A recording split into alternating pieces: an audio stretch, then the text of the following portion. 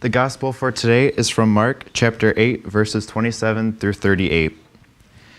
Jesus went on with his disciples to the villages of Caesarea Philippi, and on the way he asked his disciples, "Who do people say that I am?" And they answered him, "John the Baptist, and others Elijah, and still others one of the prophets." He asked them, "But who do you say that I am?" Peter answered him, "You are the Messiah." And he sternly ordered them not to tell anyone about him. Then he began to teach them that the Son of Man must undergo great suffering and be rejected by the elders, the chief priests, and the scribes, and be killed, and after 3 days rise again. He said all this quite openly, and Peter took him aside and began to rebuke him. But turning and looking at his disciples, he rebuked Peter and said, Get behind me, Satan, for you're setting your mind not on divine things, but on human things. He called the crowd with his disciples and said to them, "If any want to become my followers, let them deny themselves and take up their cross and follow me. For those who want to save their life will lose it, and those who lose their life for my sake and for the sake of the gospel will save it. For what will it profit them to gain the whole world and forfeit their life? Indeed, what can they give in return for their life? Those who are ashamed of me and my words in this adulterous and sinful generation, of them the Son of Man will also be ashamed when he comes in the glory of his Father with his holy angels." Good morning, everybody, and thank you for welcoming me back again this week. It's always so much fun to come back. The gospel for this week is pretty heavy. After just reading it and listening to it again, it's very powerful and emotional and pretty intense. And when I was preparing the message for this week, I read the gospel lesson, and after realizing what the message for the week was, I didn't know if I could do it. I didn't know if I was qualified enough, if I had enough to say, if I was strong enough emotionally, or was brave enough to give the message this week on the topic of believing and following with no turning back. And on top of that, remembering we are in the middle of Lent made me question my abilities even further, so I really began to doubt myself. And I thought, I can't do this. In fact, I was just a push of a button away from texting Katie and coming up with an excuse for why I couldn't give the message this week. I was thinking maybe I could say I was sick or I had so much homework that I wouldn't be able to focus like I should. But none of that would have been true, and quite frankly, giving up would have been the easy way out. So I swallowed hard and I prayed and I gave my worries and fears to God and said, "God, I'm in." And in the midst of my doubt this week, and when I was thinking of giving up on giving this week's message, I thought about what I just read in this gospel lesson. In the words of Jesus, he teaches us and his disciples, "The Son of Man must suffer much and be rejected by the elders, the chief priests, and the teachers of the law. He will be put to death, but 3 days later he will rise to life." That's pretty deep. Jesus told his followers, "I am going to suffer. I'm going to be in pain. I am going to face struggles. I'm going to face trials I've never faced before. I'm going to suffer and I'm going to die." But also, he said, "I'm going to rise." Jesus had to face death head on for our sake and for us to live. But in the end, he was going to rise. He was going to live. Jesus had to face this terrible amount of pain, this terrible suffering, but in the end, it was going to be okay. And if we think about our own lives, isn't this how life goes for us? Don't we have to face hardships, tough circumstances, agonizing decisions, heartbreaking moments, times of extreme pain and suffering, experiences that break us and push us to no end, times where we think that this might just be the end? And at some point in our lives, no matter where we are, no matter our age, no matter what, even though we are blessed with times of amazing joys and happiness and blessings, it is bound to happen that we are going to go through some tough times and some dark places and some difficult moments. That's just how life goes. And we will question why we have to go through this, why we have to endure this suffering, why we have to face this pain. And I don't have any magical answers or practical steps to follow or avoid this. I believe it's all just a part of life. Everything happens for a reason, and God has a plan and a purpose for everything. So there must be a reason for all that we go through. We just don't always know what the reason might be.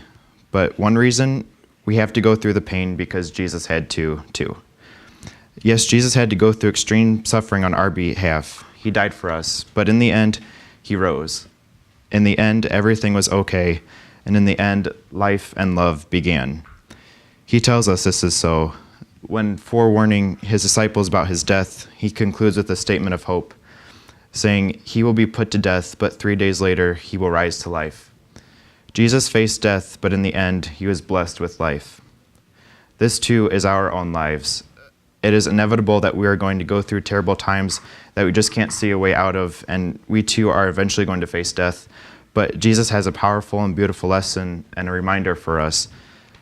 In the end, we will rise. And in the end, we will rise to life. And in the end, we will rise to love.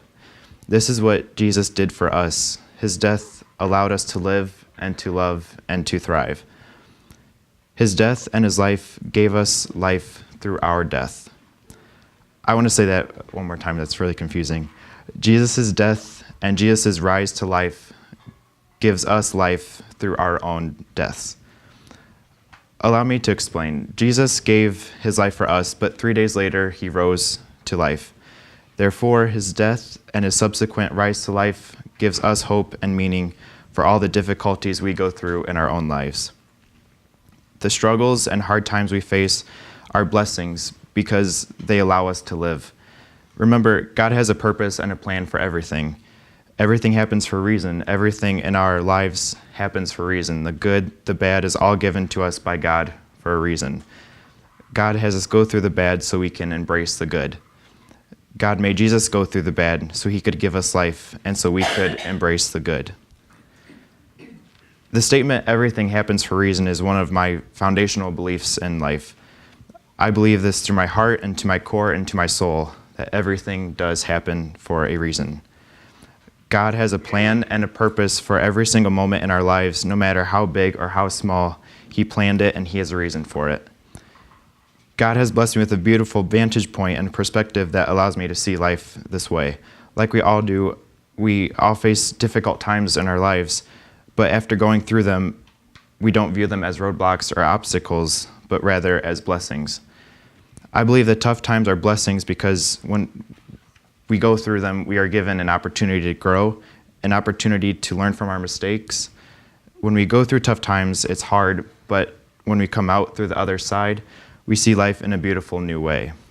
We are given new appreciation for life and all God has given to us.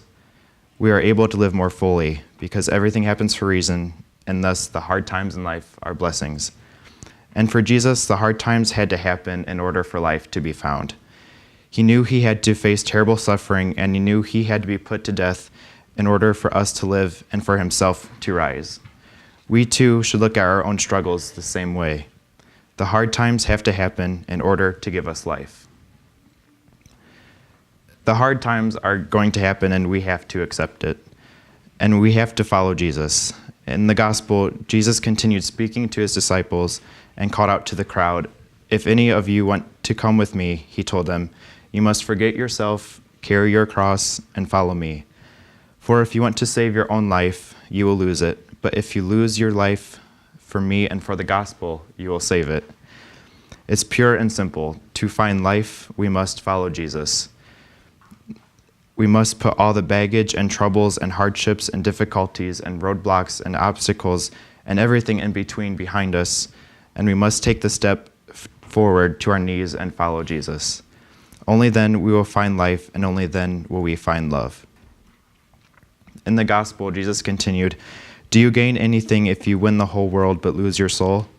Of course not. There is nothing you can give to regain your life.